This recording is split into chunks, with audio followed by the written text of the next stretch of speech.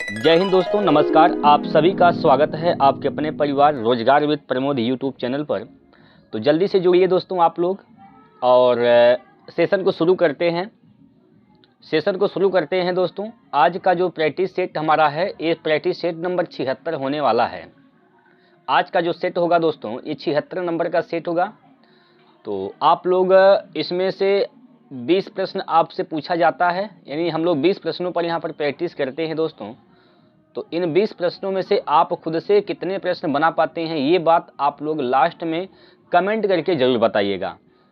चलिए, कल जो हमने आपको सवाल दिया था होमवर्क में, जैसा कि आप सभी लोग जानते हैं लास्ट में मैं आपको एक प्रश्न देता हूं। तो कल का सवाल हमने यहाँ पर ले लिया है सबसे पहले। तो आप लोग बताइए सर इसका आंसर क्या था या क्या है। जो लोग नहीं लगाए हैं एक बार अभी लगा लीजिए, सब लोग प्रैक्टिस कर लीजिए इसका कि इसका राइट आंसर क्या है। जल्दी से बताइए दोस्तों। 30 सेकंड का टाइम लीजिए दोस्तों। 30 से 40 सेकंड का आपको टाइम लेना है। 30 से 40 सेकंड का। 30 से 40 सेकंड के अंदर अगर बन जाता है तो अच्छा है।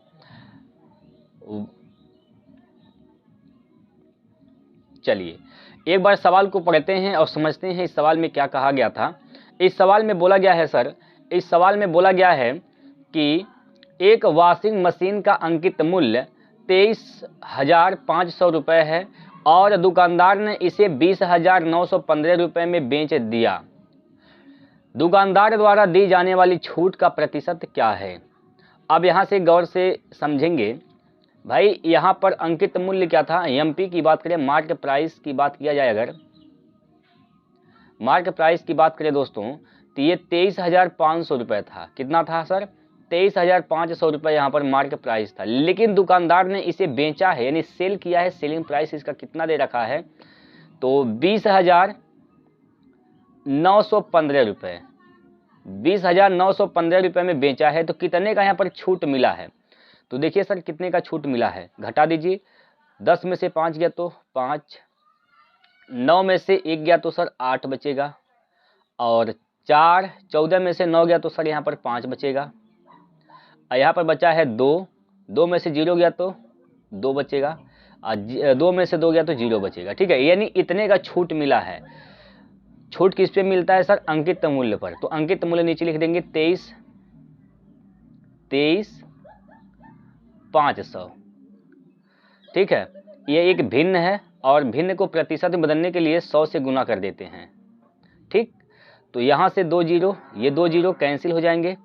बाकी आप इसको काट के छोटा कर सकते हैं। देखिए कटेगा, यहाँ पर 5 से काटेंगे, 5 चौको 20, 5 7 35, 5 से काटेंगे अगर आप तो कितनी बार में कट जाएगा सर? यहाँ पर 5 पंजे 25 हो जाएगा, और 5 एक कम 5, 3 बचेगा, 5 7 35।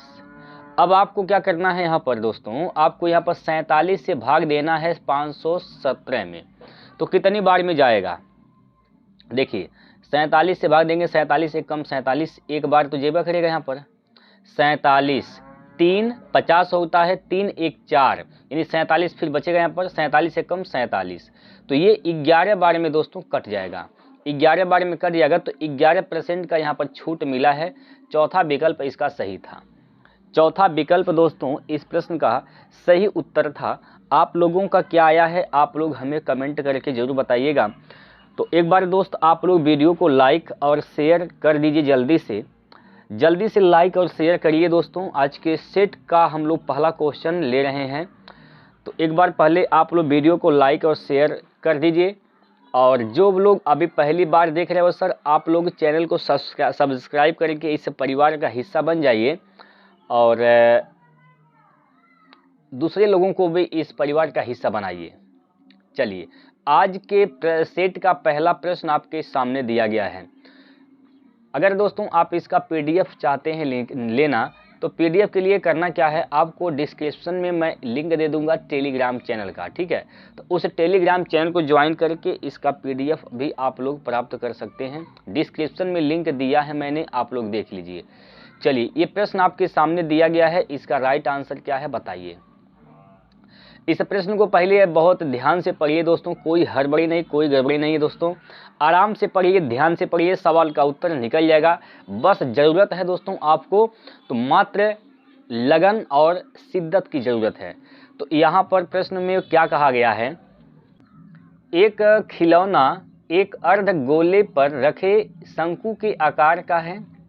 अर्धगोले और शंकु की त्रिज्या 7 सेंटीमीटर है और शंकु की ऊंचाई 5 सेंटीमीटर है। तो खिलौने का कुल पृष्ठीय क्षेत्रफल ज्ञात करना है, पाई का मान 22/7 लेना है। ठीक है, दशमलव के 2 स्थान तक यहाँ पर दिया है, 2 दशमलव स्थान तक आपको उत्तर बताना है। तो गौर से यहाँ पर देखेंगे, यहाँ पर ये फिगर है दोस्तों, यह अर्धगोला है। क्या है? अर्धगोला। अब इस पर शंकु रखा गया है, इस प्रकार से रखा गया है शंकु। तो यहाँ से आप देखेंगे अगर, तो जो शंकु है, शंकु की त्रिज्या और अर्धगोले की त्रिज्याएं दोनों क्या है? सेम ही है, क्योंकि यहाँ जो बन रहा है त्रिज्या, ये जो है ये त्रिज्या दोनों के लिए सेम है। तो यहाँ से आर का मान हम कहेंगे, दोनों के लिए त्रिज्याएं आर हैं और दोनों का त्रिज्या क्या है? तो 7 सेंटीमीटर है। लेकिन अगर यही शंकु की बात करें, शंकु की ऊंचाई यहाँ पर दे रखा है सर, ऊंचाई मतलब हाइट दिया गया है, एच का मान यहाँ पर 5 सेंटीमीटर दे रखा है। बात क्लियर है यहाँ पर? बोलिए, यहाँ पर कोई दिक्कत है? तो इसका आपको निकालना क्या है? इस पूरे फिगर का निकालना है कुल पृष्ठीय क्षेत्रफल। तो आपको क्या निकालना पड़ेगा यहाँ पर? सर आपको निकालना पड़ेगा शंकु का पृष्ठीय क्षेत्रफल और अर्धगोले का पृष्ठीय क्षेत्रफल, दोनों को निकालेंगे अर्ध पृष्ठीय क्षेत्रफल, और दोनों को क्या कर देंगे? यहाँ पर जोड़ देंगे। बात क्लियर है? तो सबसे पहले शंकु का पृष्ठीय क्षेत्रफल क्या होता है? तो शंकु का पृष्ठीय क्षेत्रफल होता है सर पाई आर एल। क्या होता है? पाई आर एल होता है। पाई आर एल है, तो हमें यल का मान निकालना पड़ेगा। यल का मान कैसे निकालते हैं? देखिए, हम इस शंकु जो है एक बड़ा शंकु बना रहे हैं यहाँ पर, यहाँ से समझिए यल का मान कैसे निकाला जाएगा। तो ये जो यल है तिर्यक ऊंचाई होती है, ये जो है ये तिर्यक ऊंचाई यल ये होती है। ठीक है, इसको हाइट बोलते हैं। अगर आप इसको गौर से देखेंगे तो यहाँ पर एक समकोण त्रिभुज बनेगा और जो यल है यह कर्ण का काम करेगा दोस्तों। ठीक है, तो यह कर्ण का मान निकालने के लिए क्या करेंगे? अंडर रूट में एच का स्क्वायर प्लस आर का स्क्वायर कर देंगे, तो यल का मान निकल जाता है। बात क्लियर है? बोल दीजिए एक बार, क्लियर है कि नहीं है? बोलिए सर। तो यहाँ पर आपको यल का मान निकालना है। यल के मान निकालने के लिए करेंगे क्या? अंडर रूट में क्या करना है आपको? 7 का स्क्वायर 7 हो जाएगा, 49, और प्लस 5 का स्क्वायर 5 × 5 = 25 हो जाएगा। ठीक है, तो यहाँ से क्या हो जाएगा? देखिए 9, 5, 14 के 4 हासिल का 1, 4, 2, 6, 1, 7, 74 हो जाएगा। ये हो जाएगा आपका यल, तिर्यक ऊंचाई ये हो गया। ठीक है, ये तिर्यक ऊंचाई हो गया। तो हमें खिलौने का संपूर्ण पृष्ठीय क्षेत्रफल निकालना है।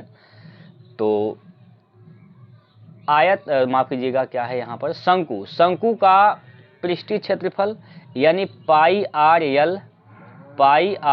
यल प्लस अर्धगोले का पृष्ठीय क्षेत्रफल क्या हो जाएगा? तो यहाँ पर हो जाएगा 2 पाई आर स्क्वायर हो जाएगा। ठीक है, 2 पाई आर स्क्वायर यहाँ पर हो जाएगा।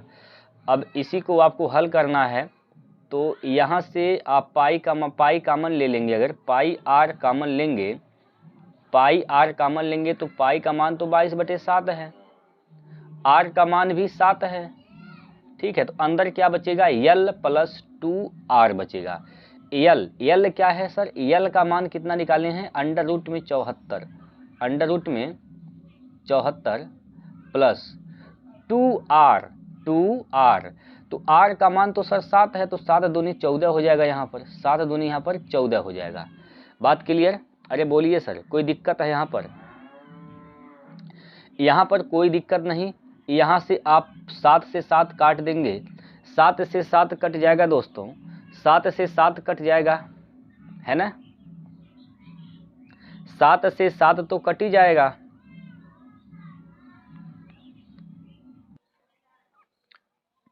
यहाँ पर दोस्तों, यहाँ से आप 22 गुना ये जो 74 है अंडर रूट में, इसका मान आप रखेंगे तो 8.602 हो जाएगा। 602 हो जाएगा। और प्लस का यहाँ पर 14 होगा, ठीक है, प्लस 14। जब आप इसको हल करिएगा दोस्तों, जब आप इसको हल करेंगे तो सर यहाँ पर क्या हो जाएगा, 14 8 22 हो जाएगा, यानी 22 गुना 22.602 602 होगा, ठीक है, 602 हो जाएगा। तो 22 का यहाँ पर गुना करना पड़ेगा, 22 दूना 44 होता है, 44 के यहाँ पर 4 हो जाएगा, हासिल का 4 होगा, और यहाँ पर फिर 4 हो जाएगा, 22 छक्का क्या हो जाएगा, 6 दूनी 12 के 12 के 2 हासिल का 1, और 6 दूनी 12 1 13, यानी 132 हो जाएगा। 132 के 2 लिखा जाएगा सर, और हासिल का हो जाएगा 13। हासिल क्या होगा, तो हासिल का यहाँ पर 13 बचेगा, ठीक है। चलिए आगे समझते हैं। 22 दूना 44, 44 में जब आप 13 जोड़ेंगे तो 4 3 7 होगा, और 4 1 5 हो जाएगा, हासिल बचेगा क्या 5। फिर 22 दूना 44, 44 5 49 हो जाएगा, 49, ठीक है, 49। दशमलव कितने स्थान पर, तो 3 स्थान पर लगाना है, तो यहाँ पर दशमलव लगा देंगे, ठीक है, यहाँ पर दशमलव लग जाएगा। तो इसका जो उत्तर आएगा वह 497.244 आएगा। तो 497 से शुरुआत होगा, तो एक ही ऑप्शन में शुरू हो रहा है 497 से, तीसरा ऑप्शन से, ठीक है। तो ये होगा इसका राइट आंसर, क्योंकि √74 का मान 8.602 से कहीं ना कहीं ज़्यादा आता है, तो एग्जैक्टली मान नहीं है, तो इसलिए यहाँ पर 0.244 के अलावा 25 आ जाएगा, ठीक है। तो इस प्रकार से लगभग में मान आता है, कोई दिक्कत नहीं होना चाहिए। थोड़ा यहाँ पर दोस्तों कैलकुलेशन है, लेकिन कोई बात नहीं, सिंपल सा प्रश्न है। हालांकि सिंपल नहीं कहेंगे, मॉडरेट प्रश्न है दोस्तों, बहुत बेहतरीन सा प्रश्न है। अधिकतर बच्चे इसको छोड़ देंगे, लेकिन आप बनाएंगे तो कहीं ना कहीं औरों से तो आप आगे निकल ही जाएंगे, ठीक है। तो आइए इस प्रश्न को लगाते हैं और आंसर बताते हैं क्या है। चलिए आप पहले प्रयास करेंगे दोस्तों, उसके बाद तो हम बताते हैं कैसे लगाना है इसको। तो सबसे पहले सर आप लोग इसको लगाइए, पहले आप लोग लगाइए। और एक और सूचना मैं आप लोगों को देना चाहता हूं दोस्तों, एक मैं और सूचना आप लोगों को देना चाहता हूं। कल 26 जनवरी है, तो आप सभी को गणतंत्र दिवस की हार्दिक शुभकामनाएं। और 26 जनवरी के शुभ अवसर पर हम आप लोगों के लिए क्या कर रहा हूं, एक बार यहाँ पर समझ लीजिए आप लोग। RRB group D, RRB group D के लिए मैं बिल्कुल फ्री में आप लोगों के लिए साइंस स्टार्ट कर रहा हूं, जिसमें मैं शुरुआत करूंगा पहले फिजिक्स, ठीक है। पहले मैं फिजिक्स स्टार्ट कर रहा हूं, तो फिजिक्स से पहले ही चैप्टर से शुरुआत करेंगे दोस्तों। कल से आपको रेगुलर बेसिस पर आपको साइंस मैं पढ़ाने जा रहा हूं। और अपना जो रेलवे के लिए हम लोग जो प्रैक्टिस कर रहे थे मैथ का, वो तो चलबे करेगा दोस्तों, लेकिन साइंस जो है यह बेहतरीन तरीके से मैं आपको समझाऊंगा, पढ़ाऊंगा, ताकि आपसे अगर परीक्षा में साइंस के क्वेश्चन पूछे जाएं, हालांकि पूछे तो जेबा करेंगे, तो आपसे बचे ना, आप लोग आसानी से बना पाएं, ठीक है। तो आप लोग इस क्लास को जरूर अटेंड करिएगा। कल से स्टार्ट होगा दोस्तों, टाइम मैं बता दूंगा आप लोगों को कब से शुरुआत हो रही है, लेकिन आप लोगों का जब तक सपोर्ट नहीं मिलेगा तब तक कुछ नहीं हो पाएगा, इसलिए आप लोग सपोर्ट करिए, ठीक है। जो लोग रेलवे के लिए तैयारी कर रहे हैं आप लोग जुड़िए और चैनल को भी सब्सक्राइब कर लीजिए दोस्तों। चलिए इस सवाल का उत्तर क्या होगा बता दीजिए।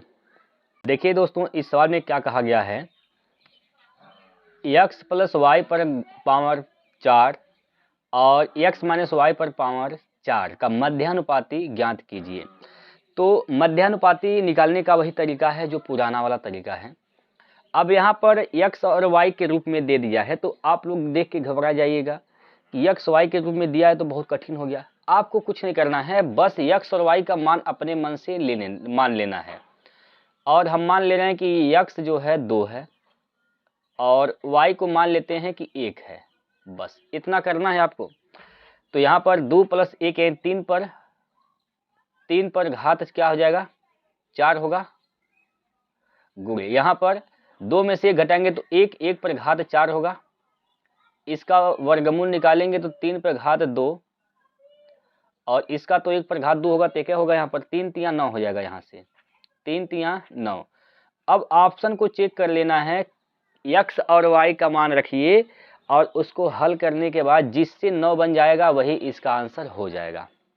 ठीक है, x और y का मान रखना है। अगर यहाँ पर रखेंगे पहले वाले ऑप्शन में, तो x का मान यहाँ पर रखेंगे 2, 2 का स्क्वायर 4, 4 में से 1, y का मान 1 रखेंगे तो 1 का स्क्वायर 1, 4 में से 1 गया तो 3, 3 पर घात 3 का मान होता है 27, यहाँ से 9 नहीं बनेगा, ये ऑप्शन जो है गलत हो जाएगा। इसको चेक करेंगे, 2 पर 2 का मान 4 हो जाएगा, 4 में से 1 गया तो 3 बचेगा, ये भी आंसर नहीं होगा क्योंकि हमें 9 लाना है।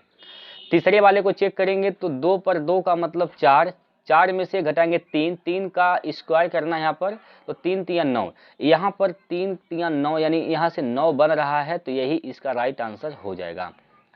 तीसरा ऑप्शन इसका सही हो जाएगा, 9 इससे बन रहा है, बाकी यहाँ से भी नहीं बनेगा, आप चेक कर सकते हैं दोस्तों।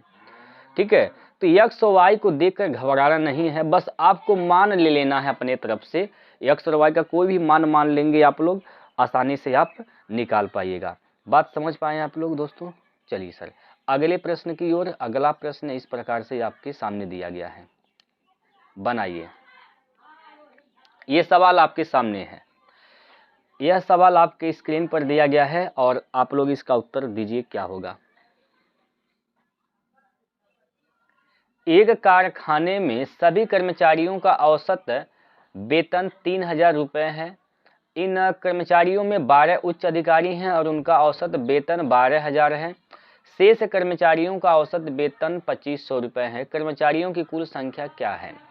कर्मचारियों की कुल संख्या बताना है, तो हम मान लेते हैं कुल संख्या x है, कुल संख्या x है और हर एक कर्मचारी का औसत वेतन क्या है? 3000।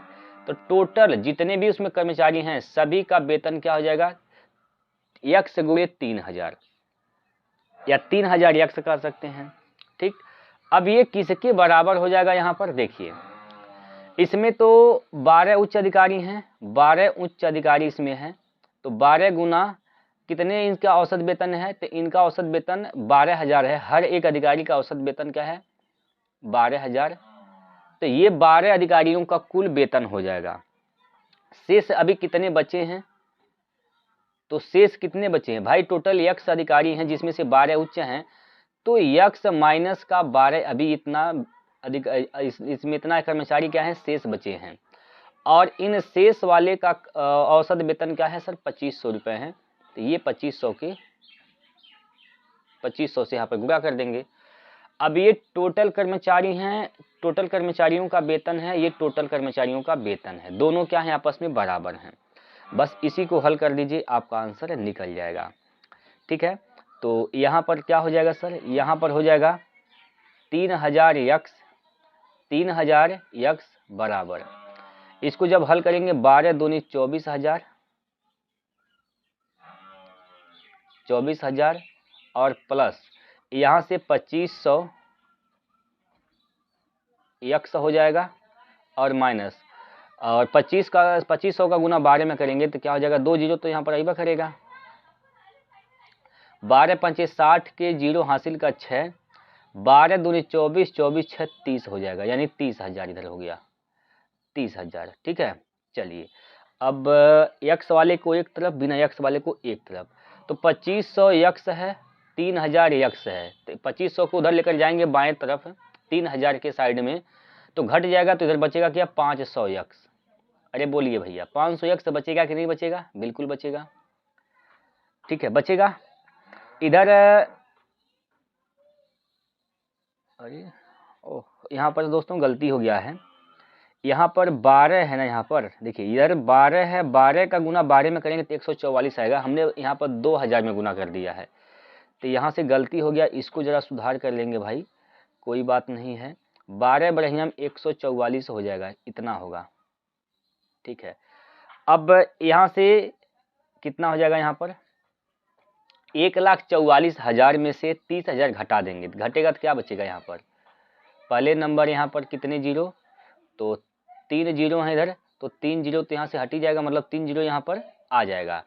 बाकी चौथा अंक यहाँ पर 4 आएगा, 4 में से 0 गया तो 4 है, और 4 में से 3 गया तो क्या बचेगा यहाँ पर, 4 में से 3 जाएगा तो 1 बचेगा, और यहाँ 1 है। ठीक है, यहाँ पर काटेंगे अगर 2 0 से, ये 2 0 कैंसिल हो जाएंगे।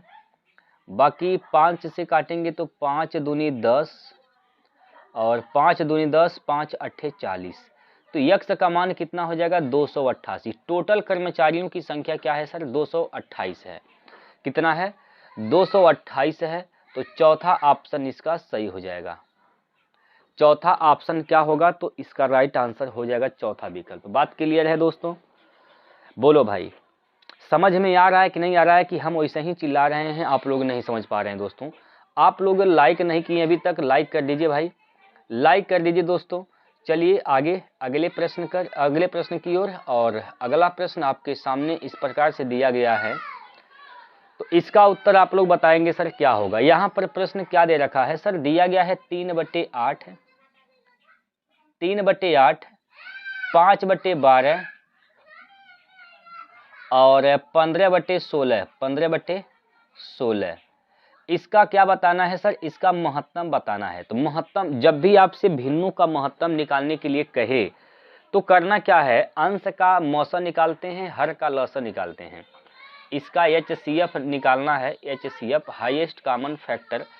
तो अंश का मौसा निकालेंगे सर, 3, 5, 15 का मौसा क्या हो जाएगा सर, 1 हो जाएगा। हर का लसा निकालेंगे तो क्या हो जाएगा सर, यहाँ पर हर का लसा निकालेंगे तो क्या हो जाएगा, बोलिए। तो हर का लसा निकालेंगे तो हो जाएगा 48, 48। 8 से कटेगा, 8 से 48, 12 चौक 48, 16 3 48। तो 1/48 इसका महत्तम आ जाएगा इस भिन्न का, 1/48 तीसरा ऑप्शन सही है। क्लियर, समझ में आ गया?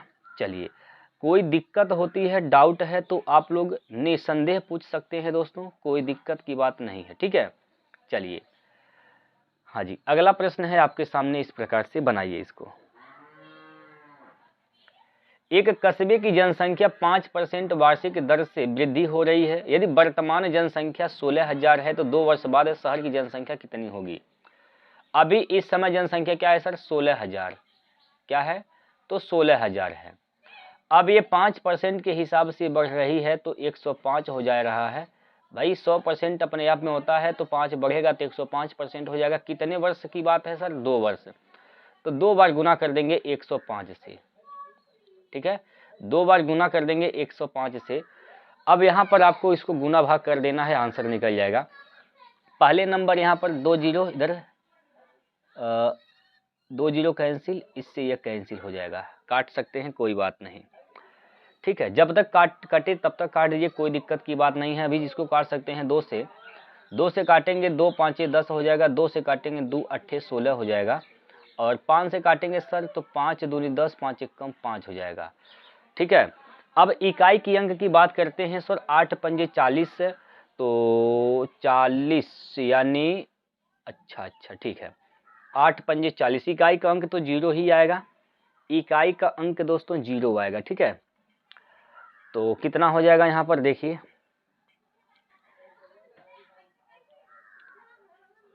कितना होगा भाई,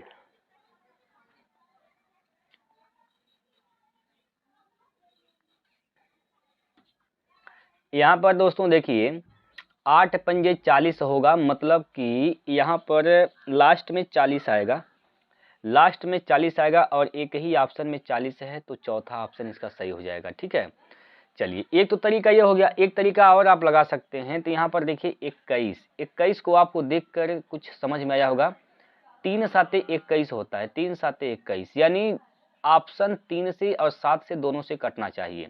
तो यहाँ पर देखिए 3 से कटबे करेगा, 7 काटिए, 3 से नहीं कटेगा, और ये 3 से, ये वाला 3 से कटेगा, और इधर 6 9 इधर कटेगा, ये 3 से नहीं कटेगा, और ये भी 3 से कटेगा।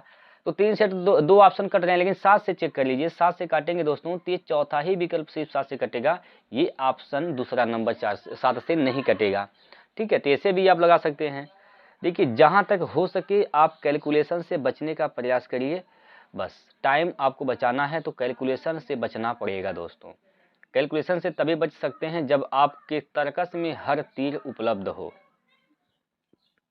जब तक सर आपके तर्कस में हर तीर नहीं रहेगा तो आप कैलकुलेशन के पीछे भागते फिरेंगे और कहीं ना कहीं आप टाइम ज़्यादा लगा देंगे। टाइम बचाना है तो आपको हर चीज़ जाननी ज़रूरी है। चलिए इसका आंसर बताइए क्या होगा।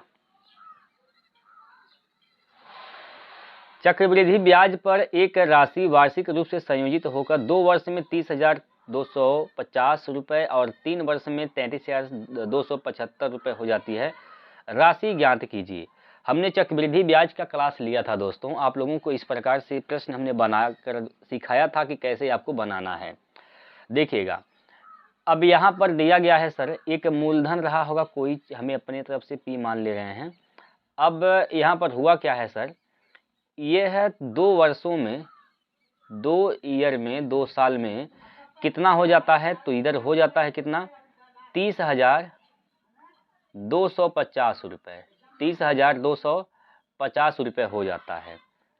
और 3 वर्ष में, अगले 1 वर्ष में, भाई अगला 1 वर्ष और बीतेगा तभी ना 3 साल हो जाएगा, तो अगले 1 साल में यही धनराशि 33,275 रुपये हो जाती है, 275 रुपये हो जाती है।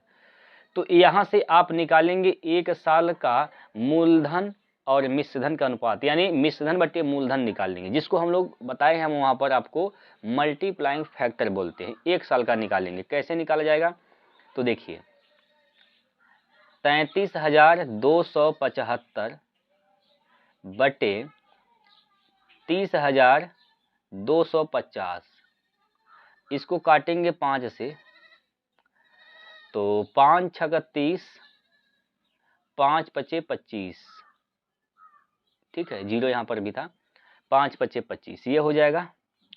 और इसको जब आप काटिएगा दोस्तों, इसको जब आप काटेंगे तो क्या होगा भाई, 5 से काटेंगे तो 5 छक 30, 5 छक 30, 2 बचेगा, 5 पचे 25, 2 बचेगा, 5 पचे 25, वापस से 5 से काटेंगे अभी इसको, 5 से अभी भी कटेगा तो 5 से काटेंगे, 5 एक कम 5, 5 3 15, 1 बचेगा, 5 3 15, 5 एक कम 5, 5 से काटेंगे तो 12 पंचे 60 हो जाएगा, 5 एक कम 5 0, 121 से काटेंगे सर ये 11 बार में कट जाएगा, तो 11 बटे 10 हो जाएगा। तो 1 साल का मल्टीप्लाइंग फैक्टर जो आएगा 11 बटे क्या होगा 10 आएगा, 11 बटे 10, यानी 30,250 में जब 11 बटे 10 से गुना किया गया तब ये 33,275 आया। तो यहाँ पर 2 वर्ष है, यहाँ पर 2 वर्ष है, तो 11 बटे 10 का स्क्वायर कर दिया जाएगा, 11 बटे 10 का स्क्वायर, ठीक है।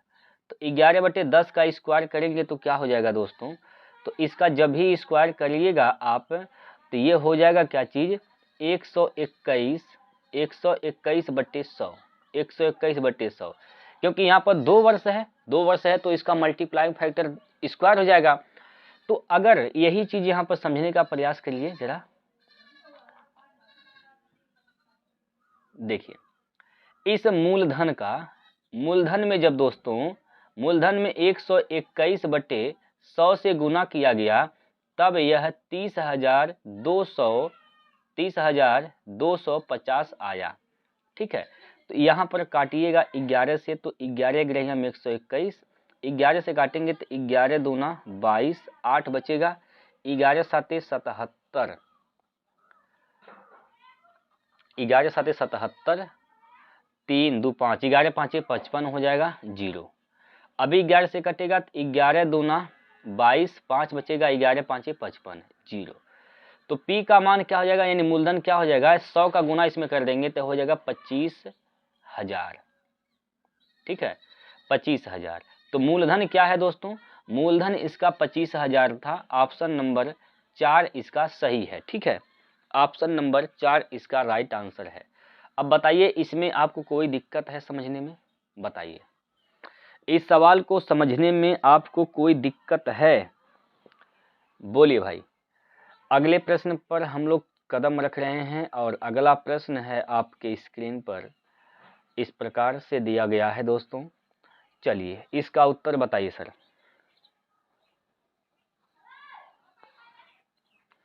इस प्रश्न का उत्तर आप लोग दीजिएगा, बताइए क्या होगा इसका राइट आंसर।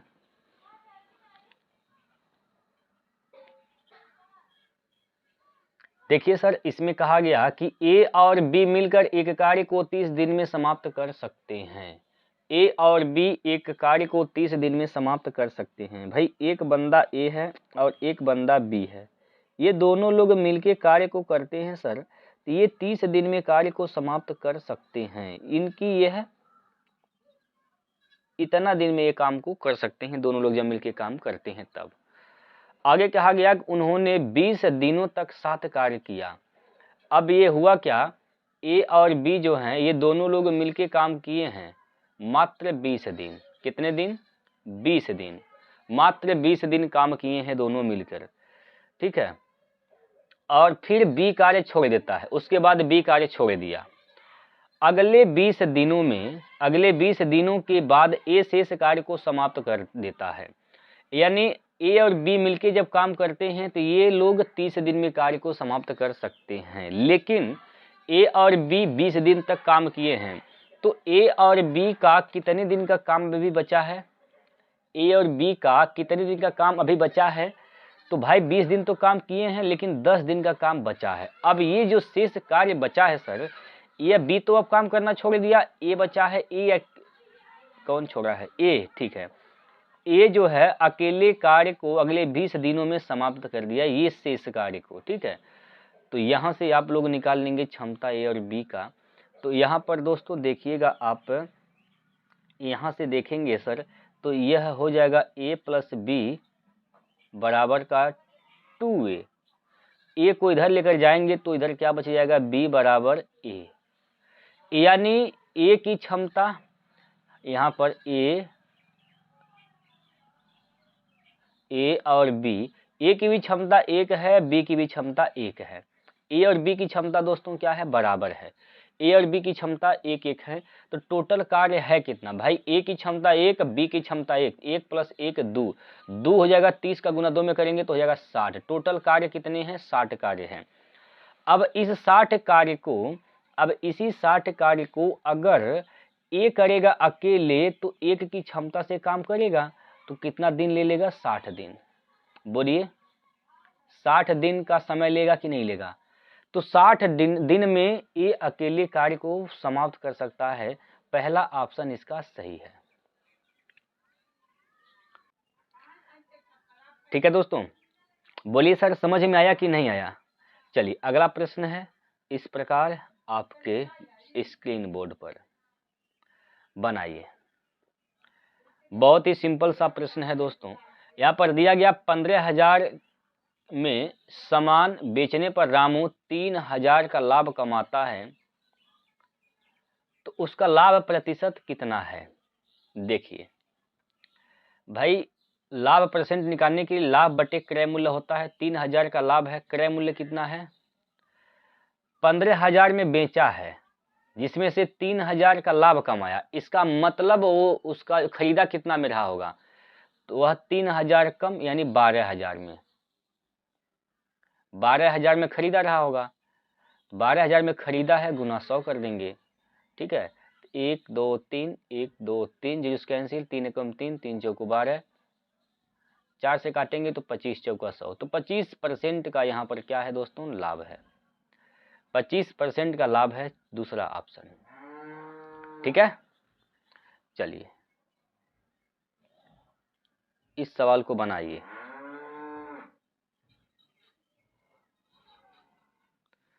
इसको बनाइए दोस्त। इसमें कहा गया है, इस सवाल में कहा गया कि ए और बी मिलकर, ए और बी सी मिलकर किसी कार्य को 40/3 दिन में समाप्त कर सकते हैं। भाई यहाँ पर ए है और बी है और सी है, ये तीनों लोग जब मिलके कार्य करते हैं तो एक कार्य को यह 40/3 दिन में समाप्त कर सकते हैं। कर सकते हैं, ठीक है, कोई बात नहीं, समाप्त करने दीजिए। ठीक है दोस्त, समाप्त करने दीजिए। अब होता क्या है, यहाँ पर तीनों एक साथ इस कार्य पर करना शुरू करते हैं और 5 दिन बाद ये कार्य छोड़ देता है। मतलब ये हुआ कि ए, बी और सी तीनों लोग 5 दिन तक काम किए हैं। तो अभी भी ए प्लस बी प्लस सी तीनों की क्षमता, तीनों का कितने दिन का काम बचा हुआ है?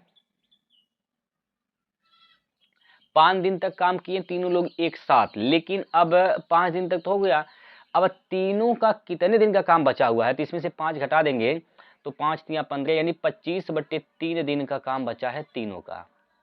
25/3 दिन का काम बचा है, ठीक है।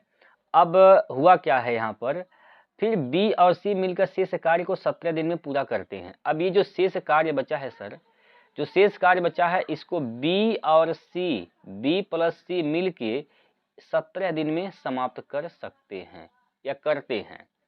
तो कहा गया कि ए अकेले कितने दिनों में लगभग कुल कार्य समाप्त कर सकता है। लगभग में पूछा गया है, कोई बात नहीं। देखिए ये 3 का यहाँ पर गुना कर देंगे, यहाँ पर 3 का गुना कर देंगे यहाँ से, तो 17 3 51 हो जाएगा यहाँ पर 51, यानी हम कह सकते हैं यहाँ पर 51 कर देंगे और ये 3 यहाँ से समाप्त हो जाएगा, ठीक है। चलिए 25 ये हो जाएगा यहाँ पर 25 ए प्लस 25 बी प्लस 25 सी बराबर 51 बी प्लस 51 सी 51 बी प्लस 51 सी हो जाएगा। बी और सी को इधर लेकर जाएंगे तो इधर बचेगा क्या चीज, 25 ए, ठीक है 25 ए। जब इसको इधर लेकर जाएंगे दोस्तों तो क्या बचेगा, 26 बचेगा, यानी 26 बी अब प्लस 26 सी होगा। तो यहाँ पर आप 26 को कॉमन ही ले लेंगे, यहाँ पर 26 कॉमन ही ले लेंगे दोस्तों, तो क्या बच जाएगा यहाँ पर बी प्लस का सी बच जाएगा, बी प्लस का सी। यानी यहाँ पर ए की क्षमता क्या है दोस्त, यहाँ पर निकाल देंगे ए बी सी का क्षमता निकाल देंगे यहाँ पर। तो देखिए ए की क्षमता तो दोस्तों यहाँ पर 26 आ गया, ए की क्षमता कितनी है 26 है, और बी प्लस सी की क्षमता क्या हो जाएगी 25 हो जाएगा यहाँ पर 25, ठीक है। अब तीनों लोग मिलके 40/3 दिन में काम को समाप्त कर सकते हैं। टोटल कार्य क्या है, तो यहाँ पर तीनों की क्षमता जोड़ लेंगे 26 प्लस 25 तो हो जाएगा यहाँ पर 51, 51 गुना 40/3 हो जाएगा यहाँ पर। तो 3 से काटेंगे 17 3 51, 17 चौको 68 यानी 680 टोटल कार्य है। टोटल कार्य कितना है 680। अब इस 680 कार्य को अगर ए करेगा अकेले 26 की क्षमता से तो कितना दिन का समय लेगा, बटे 26 कर देंगे तो कितनी बार में जाएगा दोस्तों, 26 दूना 52, सॉरी 26 दूना 52, 26 दूना, या तो आप इसको काट दीजिए भाई, 2 से काट दीजिए, पहले 2 से काटेंगे, 2 से काटिए 13 दूना 26, 2 से काटेंगे तो 2 3 6 2 चौको 8। अब आसान हो जाएगा 13 से भाग करना, तो 13 दूना 26 हो जाएगा, 13 दूना 26, 8 बचेगा और हो जाएगा 80, 13 छक 78। तो लगभग में दोस्तों 26 दिन आएगा, लगभग में कितना दिन आएगा 26 दिन आएगा, ठीक है। लगभग 26 दिन में काम को समाप्त कर देगा। तीसरा ऑप्शन इसका सही हो जाएगा। बात क्लियर है। चलिए अगला प्रश्न देखिए दोस्तों,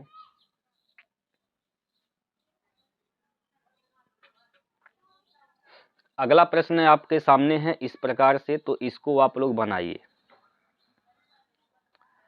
इस सवाल में कहा गया है दोस्तों, इस सवाल में कहा गया कि 15, 12 और 25 से विभाजित होने वाली 6 अंकों की सबसे छोटी संख्या को 9 से विभाजित करने पर प्राप्त शेषफल ज्ञात कीजिए। अब देखिए सबसे पहले आपको ये पता करना है 6 अंकों की छोटी से छोटी संख्या ऐसी कौन सी है जो 12, 15, 25 से विभाजित होती है। तो देखिए 6 अंकों की छोटी से छोटी संख्या क्या होती है सर, बोलिए। 1 लाख होता है, 1 लाख। अब 12, 15, 25 से कटने वाली हमें चाहिए, तो आपको क्या करना है, 12, 15, 25 का एलसीएम निकाल देना है। एलसीएम कितना हो जाएगा, तो एलसीएम इसका 300 आ जाएगा। ठीक है, तो 1 लाख को दोस्तों 1 लाख को क्या करेंगे, 300 से भाग करेंगे तो 3 बार जाएगा, 3 3 9 यानी 900 हो जाएगा। यहाँ पर 100 बचेगा, फिर 0 उतारेंगे, 3 3 9 900 हो जाएगा। फिर ठीक है, फिर 1 0 उतार, यहाँ पर 100 बचेगा, फिर 1 0 उतारेंगे, फिर 3 3 9 हो जाएगा, यानी 900 हो जाएगा। ठीक है, फिर 100 बचेगा। अब बताइए हमें 300 से भाग देना है, अगर 100 बच रहा है तो अभी कितना चाहिए कि 300 पूरा पूरा कट जाए। तो 300 और 100 का डिफरेंट देख लीजिए, 200 का है। ठीक है, अगर 200 इसमें और होता तो वह 300 से पूरा पूरा विभाजित हो जाता। तो आपको करना क्या है, इसमें 200 जोड़ देना है। 200 क्या कर देना है दोस्तों, इसमें 200 आपको जोड़ देना है। तो जब 200 जोड़िएगा सर, इसमें 200 जब जोड़िएगा तो यह क्या हो जाएगा, यह हो जाएगा 2 0 यहाँ पर आएगा और यहाँ से हो जाएगा 200। अब ये 6 अंकों की वह संख्या पता चल गई जो अगर हम 12 से भी भाग देते हैं और 15 से भाग देते हैं, 25 से भाग देते हैं तो यह पूरा पूरा विभाजित हो जाएगी। लेकिन यहाँ पर कहा गया कि आपको 9 से अगर इसमें भाग देना है तो शेषफल क्या बचेगा, इस बात को समझना है आपको। तो गौर से समझिए दोस्तों, कोई भी संख्या है अगर आप 9 से भाग करते हैं तो शेषफल क्या बचती है। जैसे मान के चलिए दोस्त, जैसे मान के चलिए यहाँ पर 3 7 6 है। ठीक है, 3 7 6 है, 2 है। अगर आपको इसको 9 से भाग करना है तो क्या शेषफल बचेगा। तो यहाँ पर आपको डिजिटल सम का प्रयोग करना है। अब डिजिटल सम क्या होता है, 9 से भाग करने पर जो शेषफल बचता है उसी को डिजिटल सम कहते हैं। लेकिन आपको भाग भी नहीं करना है तो कैसे करना है, इस बात को समझिए। अंकों को जोड़ के आपको 9 बनाना होता है। तो 6 3 9 7 2 9। तो यहाँ पर डिजिटल सम जो है, डिजिटल सम क्या बनेगा यहाँ पर दोस्तों, 0 आ जाएगा। अब ये 0 आने का मतलब क्या है, अगर आप इस संख्या को 37 62 को 9 से भाग करेंगे तो शेषफल 0 बचेगा। इसी को हम लोग डिजिटल सम कहते हैं। जैसे मान के चलिए दोस्तों, यहाँ पर एक और उदाहरण लेते हैं समझाने के लिए आप लोगों को। जैसे मान के चलिए यहाँ पर हमने ले लिया 7 7 5। अगर आपको इसमें 9 से भाग करना तो यहाँ पर डिजिटल सम क्या होगा, डिजिटल सम का मतलब यहाँ पर रिमाइंडर यानी शेषफल क्या बचेगा। तो गौर से समझिए, आपको 9 से भाग करना है तो 9 7 63, 9 8 72, 3 75, 3 बचेगा, 3 बचेगा, 9 से भाग करेंगे। ठीक है, लेकिन आपको भाग नहीं करना है, करना क्या है, डिजिटल सम करना है, यानी अंकों को जोड़ना है। 7 5 12, 12 को वापस जोड़ेंगे, 2 + 1 3।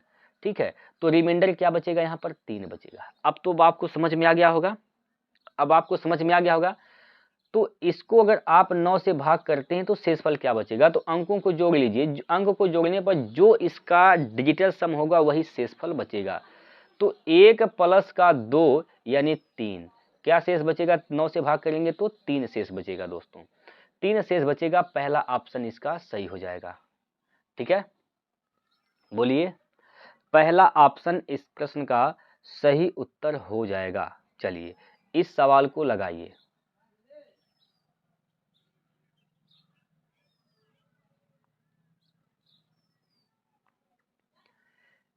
एक रेलगाड़ी दिल्ली से देहरादून 120 किलोमीटर प्रति घंटा की गति और देहरादून से 130 किलोमीटर प्रति घंटा की गति से यात्रा करती है। पूरी यात्रा के दौरान रेलगाड़ी की औसत गति बताइए। औसत गति बताना है दोस्तों, औसत गति। तो सिंपल सा तरीका हमने आप लोगों को बता रखा है।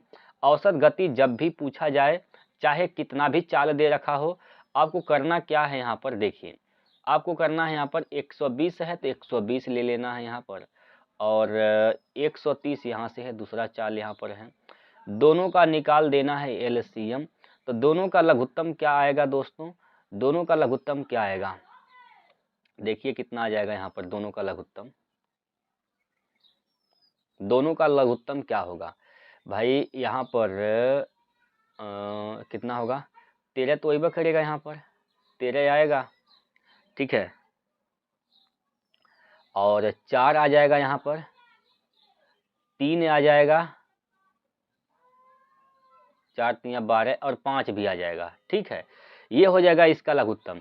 कितने चालें हैं सर? 2 चाल है, तो एक बार फिर से आपको यहाँ पर 2 से गुना कर देना है, 2 चाल है इसलिए, बटे। अब अभी आप लोगों को गुना नहीं करना है, अभी यहाँ पर इसका लघुत्तम ये आ जाएगा। अब आपको क्या करना है, इससे भाग देना है, तो 4 3 12,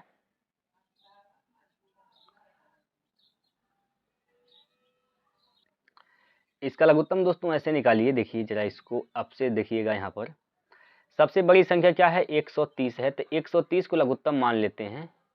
ठीक है, 130 का काम खत्म हो गया। अब 120 पर आइए। 120 में यहाँ पर 10 तो है ही है भाई, यहाँ पर 12 की कमी है, तो 12 की कमी है, तो यहाँ पर 12 ले लेंगे और, ठीक है 12 ले लेंगे और, तो ये इसका लघुत्तम हो जाएगा। यहाँ पर 12 दही हम 120, इधर बचेगा दोस्त 13 बार में जाएगा, यहाँ से कितनी बार में जाएगा? तो 12 बार में जाएगा। ठीक है, तो 2 चाल है, वापस से यहाँ पर 2 से गुना कर देंगे।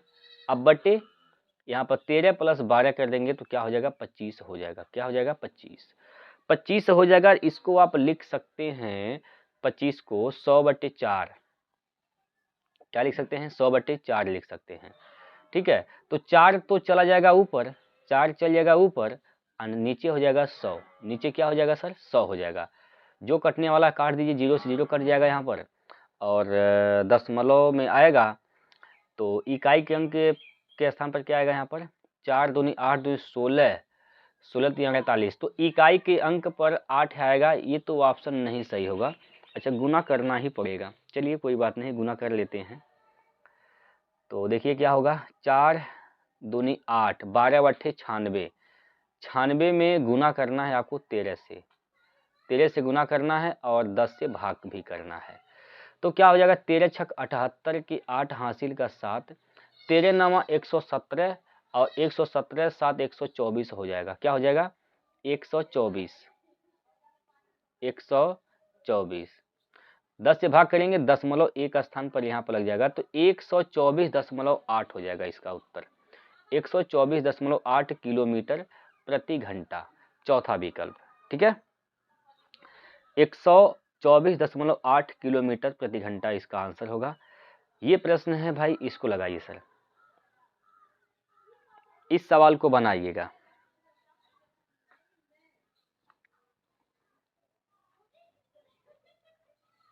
देखिए, एक चादर का अंकित मूल्य उसके क्रय मूल्य से 14% अधिक है। अच्छा, यहाँ पर सीपी की बात करें, सीपी यानी क्रय मूल्य, क्रय मूल्य अगर यहाँ पर 100 है, अगर क्रय मूल्य 100 है, तो इसका एमपी अंकित मूल्य कितना हो जाएगा? 14% ज़्यादा, तो 114% यहाँ पर हो जाएगा, 114। ठीक है, क्या हो जाएगा यहाँ पर सर? तो 114 हो जाएगा। कोई दिक्कत? चलिए आगे बोला गया कि यदि अंकित मूल्य पर 14% की छूट दी जाती है तो कितना में यहाँ पर बेचा जाएगा? सेलिंग प्राइस यहाँ पर निकाला जाएगा, यहाँ पर सेलिंग प्राइस। अब भाई 114 का सामान है, 14% का छूट है, तो यहाँ पर इसको बेचेंगे कितने में सर? यहाँ पर 86% पर, 86/100 में बेचा जाएगा। ठीक है, 86/100 में यहाँ पर इसको बेचा जाएगा दोस्तों। ठीक है भाई, 86/100 पर इसको बेचा जाएगा। तो यहाँ पर क्या हो जाएगा? यहाँ पर क्या होगा भाई? गुना करिए यहाँ पर 114 में गुना करना है हमें 86 का, तो गुना करिए। 6 चौको 24 के 4 हासिल का 2, 6 कम 6 2 8 हो जाएगा, 6 कम में 6 हो जाएगा। 8 चौको 32 के 2 हासिल का 3, 8 कम 8 3 11 हासिल का 1, 8 कम 8 1 9 यहाँ पर हो जाएगा। ठीक है, चलिए यहाँ से 4, 8 2 10 की 0 हासिल का 1, और 6 1 7 और 1 8 यहाँ पर हो जाएगा, और यहाँ से 9।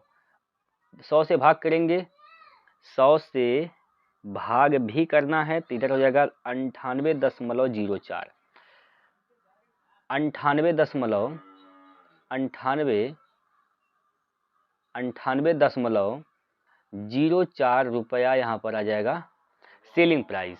ठीक है, 98.04 रुपये सेलिंग प्राइस यहाँ पर आ जाएगा। बात क्लियर। अब यहाँ से दोस्तों समझेंगे जरा ध्यान से। आपसे पूछा क्या गया है तो चादर पर होने वाला लाभ या हानि प्रतिशत बताइए। अब यहाँ पर देखिए 100 का सामान था जो 98.04 रुपये में बेचा जा रहा है, तो इसका मतलब हानि नहीं हो सॉरी लाभ तो होगा नहीं, हानि हो रहा है। तो लाभ वाले तो ऑप्शन देखकर ही काट देंगे, ऐसे ही हानि वाला ऑप्शन सही होगा। कितने का हानि हुआ तो घटा दीजिए। यहाँ से 100 से कितना कम बिका है यहाँ पर देख लीजिए भाई। अगर 100 में से आप 98 घटाते हैं, 98 घटाएंगे तो क्या बचेगा। आप 100 में से घटा दीजिए दोस्तों, जानते कितना, आप 100 में से 99 घटा दीजिए तो 1 बचेगा। लेकिन हमें 99 नहीं घटाना था, हमें 0.4 घटाना था। हमने यहाँ पर 0.96 ज़्यादा घटा दिया है, तो वापस से 96 जोड़ देंगे, तो यानी 1.96% का हानि होगा। 1.96% का हानि हो जाएगा। दूसरा ऑप्शन इसका सही है। ठीक है, दूसरा ऑप्शन इसका क्या हो जाएगा, सही हो जाएगा। एक तो तरीका ये हो गया। एक तरीका दोस्तों आप खुद ये लगा सकते हैं, देखिएगा जब 14% का अधिक है, 14% का छूट दिया जाता है, तो यहाँ पर सक्सेसिव लगा सकते हैं। 14 माइनस का 14 और माइनस का 14 गुना 14/100, इससे कैंसिल हो जाएगा। 14 का 14 में गुना करेंगे तो 196 हो जाएगा। 196 100 से भाग करेंगे 0.2 स्थान पर, यानी 1.96। तो ये शॉर्टकट तरीका हो गया। अब बाकी ये भी तरीका बेहतर है, इससे भी लगा सकते हैं, इससे भी लगा सकते हैं। दोनों तरीका अच्छा है दोस्तों, जो आपको समझ में आ जाए आप वही सवाल में अप्लाई कर दीजिए, आंसर सेम आएगा। ठीक है, चलिए उम्मीद करता हूँ आपको दोनों तरीके समझ में आए होंगे। अब इस सवाल को आप लोग बनाइएगा, बताइए इसका उत्तर क्या है। क्रमिक छूट वाला प्रश्न है दोस्तों। क्रमिक छूट यहाँ पर बोला गया कि अंकित मूल्य पर 10%, 20% और 40% की क्रमिक छूट के समतुल्य एकल छूट ज्ञात कीजिए। अब यहाँ से गौर से समझिएगा, गौर से समझिए दोस्तों। भाई यहाँ पर 10% का मतलब 1/10, यानी 10 से कितना हो गया, 9 हो गया। 20 का मतलब 1/5 होता है। 5 से क्या हो गया दोस्तों, 4, 1 का छूट मतलब 4 में बिका। 40 का मतलब क्या होता है, 20 का 2 गुना है, 1/5, 2/5 हो जाएगा। भाई 5 का समान था, 2 का छूट मतलब बिका कितने में, 3 में। गुना कर दीजिए, जो कटने वाला है पहले उसको काट दीजिए। कटने वाला कुछ है, हाँ जी, यहाँ से कटने वाला क्या है, 2 दूनी 4, 2 से काटेंगे तो 2 5 10, ये हो जाएगा 125। और यहाँ पर क्या हो जाएगा, 9 दूनी 18 तियाँ 54, 18 तियाँ 54 हो जाएगा। अब यहाँ पर देखिए, यहाँ पर ये क्या है, यहाँ पर ये CP है और SP है। CP और SP का यहाँ पर रेशियो निकल गया। 125 का सामान बिका है कितने में, 54 रुपये में। 125 का सामान कितने में बिका है सर, 54 में बिका है। तो कितने का छूट दिया गया है, तो घटा दीजिए, यहाँ पर 1 हो जाएगा और 12 में से 5 गया तो 7। 71 का छूट मिला है। किस पर छूट दिया जाता है सर, अरे इधर अंकित मूल्य है, MP है। छूट किस पे दिया जाता है सर, अंकित मूल्य पर। तो अंकित मूल्य क्या है, 125 है। 125 गुना 100, 125 गुना 100 कर देंगे तो यहाँ से 25 पंजे 125, 25 चौका 100 हो जाएगा। और इसको जब आप आगे बढ़ाएंगे तो 4 1 कम 4, 4 7 28 हो जाएगा, यानी 284/5 करना है। तो 5 5 25, 5 5 25, 3 बचेगा, 5 6 30, 5 6 30, 4 बचेगा, 5 8 40। तो लगभग में दोस्तों यहाँ पर 56% का यहाँ पर छूट आएगा। लगभग 56% का यहाँ पर छूट आएगा दोस्तों। ठीक है, 56%, यानी पहला ऑप्शन इसका सही हो जाएगा। पहला ऑप्शन क्या होगा, तो पहला ऑप्शन इसका सही हो जाएगा। बात क्लियर है, बोलिए सर। 56% लगभग में आएगा तो पहला ऑप्शन इसका सही हो जाएगा। अगला प्रश्न देखिए, इस सवाल को लगाइए। पहली संख्या का 75%, पहली संख्या मान लेते हैं ए है, इसका 75%, इसका 75% माने 75/100, ये बराबर है किसके? तो ये बराबर है सर दूसरी संख्या के 60% के बराबर है, यानी 60/100 के बराबर है। ठीक है, चलिए यहाँ से 100 से 100 कैंसिल, और इसको काटेंगे 15 से 15 चौको 60, 15 5 75 हो जाएगा। तो ए संबंधी बी का मान निकालेंगे, ए और बी का अनुपात निकाल देंगे। यहाँ पर क्या हो जाएगा भाई? ए का अनुपात यहाँ पर दोस्तों 4, बी का अनुपात यहाँ पर हो जाएगा 5। आगे बोला गया है पहली संख्या और दूसरी संख्या का अनुपात बताइए, तो 4 संबंधी 5, 4 संबंधी 5, दूसरा ऑप्शन इसका सही है। क्लियर है? चलिए इस सवाल को लगाइए।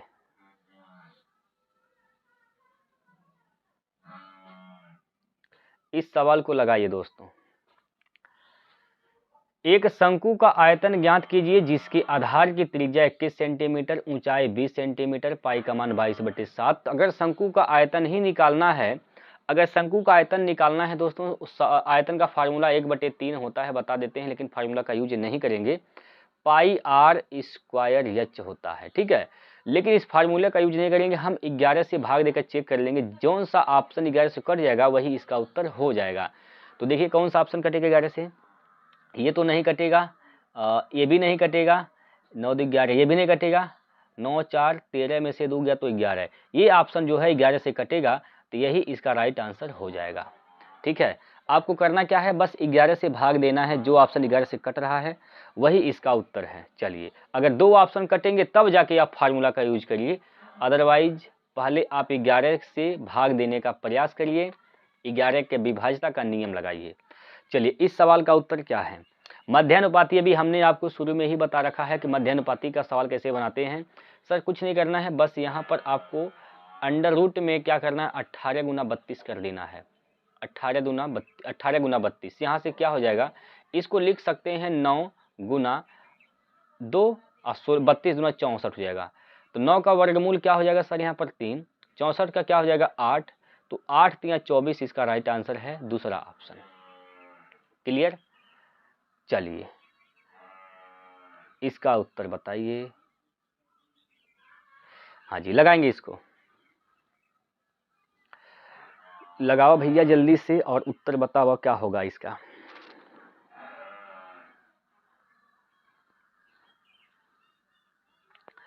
देखिए सर यहाँ पर क्या कहा गया, एक अलमारी 14,360 रुपये में खरीदी गई और उसके परिवहन पर 240 रुपये खर्च होता है। 15% लाभ प्राप्त करने के लिए उसे किस मूल्य पर बेचा जाना चाहिए? तो पहले इसका सीपी निकाल लेते हैं। सीपी क्या है, जितना में खरीदा गया है, यानी 14,360 रुपया में खरीदा गया है, प्लस एक्स्ट्रा खर्चा जो आया है परिवहन पर 240, ये भी सीपी में जुट जाएगा। तो इसका सीपी क्या हो जाएगा यहाँ पर 0 6 4 10 की 0 हासिल का 1 3 2 5 1 6 4 1, ये इसका सीपी हो जाएगा। 15% के लाभ पर बेचा जाना है, यानी 115 में इसको बेचना है, तो ये हो जाएगा इसका विक्रय मूल्य। ये क्या हो जाएगा सर इसका सेलिंग प्राइस यानी विक्रय मूल्य। ठीक है, अब देखिए क्या होगा, 2 0, ये 2 0 कैंसिल। ठीक है, 2 0 कैंसिल, तो कितनी बार में जाएगा दोस्तों यहाँ पर? यहाँ से आप क्या कर दीजिए, डिजिटल सम लगा दीजिए। डिजिटल सम लगाएंगे तो यहाँ पर क्या हो जाएगा 6 4 10 1 11, और 11 का मतलब यहाँ पर 2 हो जाएगा, 5 2 7, 7 दूनी 14 का मतलब 5। डिजिटल सम 5 आ रहा है, किस ऑप्शन का डिजिटल सम 5 आ रहा है देख लीजिए आप यहाँ से। तो 8 + 1 9, 7 6 13, 13 का मतलब 4 आएगा, ये तो ऑप्शन नहीं सही होगा। 8 1 9, इसका तो 6 आ रहा है, ये भी सही नहीं होगा। यहाँ पर आइए 7 7 14 15 15 6 21, 21 का मतलब 3 आएगा दोस्तों, ये भी नहीं सही होगा। अब इसको चेक कर लीजिए, 9 तो खत्म हो जाएगा, और 7 7 14 मतलब 5, ये ऑप्शन जो है सही होगा, क्योंकि इसका डिजिटल सम 5 आ रहा है। ठीक है, तो देखिए कितना सिंपल हो गया यह सवाल। इसीलिए मैं कहता हूँ दोस्तों, सबसे ज़्यादा ज़रूरी जो है वह प्रैक्टिस है, क्योंकि प्रैक्टिस से ही आप चीज़ों को समझ सकते हैं, सीख सकते हैं। तरीका इसका जो अच्छा से अच्छा तरीका होता है, शॉर्टकट तरीका, वो सारा चीज़ आप प्रैक्टिस से ही सीख सकते हैं दोस्तों। बाकी पढ़ने से आप तो इतना जल्दी नहीं सीख पाएंगे, लेकिन प्रैक्टिस करेंगे तो आप सीख पाएंगे कि सवाल को हल कैसे करते हैं। आइए इस सवाल को बनाइए। इस सवाल का उत्तर आप लोग बताएंगे दोस्तों। चलिए इस सवाल का उत्तर आप लोग कमेंट करके बताइएगा, कमेंट बॉक्स में इसका उत्तर दीजिएगा, क्या होगा इसका राइट आंसर। ठीक है, चलिए अगले प्रश्न पर। और अगला प्रश्न ये है आपके स्क्रीन पर, प्रश्न नंबर 19।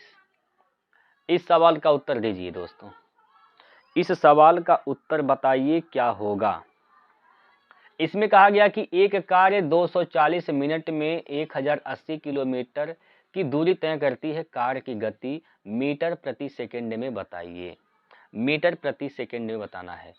तो देखिए यहाँ पर 1080, अब भाई गति जो है, स्पीड कैसे निकलता है, तो स्पीड निकलता कैसे है, स्पीड इक्वल टू क्या होता है, डिस्टेंस अपॉन टाइम होता है। ठीक है, डिस्टेंस अपॉन टाइम। डिस्टेंस क्या है, 1080 हो जाएगा, यहाँ पर 1080 हो जाएगा, 1080 बटे टाइम क्या हो जाएगा, तो यहाँ पर 240 हो जाएगा, 240। ठीक है, चलिए सर, अब ये किलोमीटर में है और यह क्या है, मिनट में है। तो पहले नंबर आप मिनट को घंटा में बदल दीजिए, तो किलोमीटर प्रति घंटा में आएगा। तो 60 से अगर आप भाग दे देंगे यहाँ पर, तो यह हो जाएगा किलोमीटर प्रति घंटा। तो 60 तो चला जाएगा ऊपर, 60 चल जाएगा ऊपर यहाँ से, 60 चल जाएगा ऊपर यहाँ से। ये किलोमीटर प्रति घंटा में आ रहा है, हमें मीटर प्रति सेकंड बदलना है, तो 5/18 से यहाँ पर गुना कर देंगे। 5/18 से गुना करेंगे तो कितनी, किससे कटेगा, पहले नंबर तो 0 से यहाँ पर 0 कटेगा, 6 से काटेंगे, 6 चौको 24। ठीक है, 18 छक्का 108, 6 बार में कट जाएगा यहाँ पर। और क्या कटेगा, 0 हो जाएगा यहाँ पर। ठीक है, और 4 से काटेंगे तो 15 चौको 60, 15 बार में कटेगा, 15 5 75। तो कितना हो जाएगा यहाँ पर, 75 मीटर प्रति सेकेंड, 75 मीटर प्रति सेकेंड। ठीक है, चौथा ऑप्शन इसका सही हो जाएगा। अगला प्रश्न है, इस सवाल को बनाइए।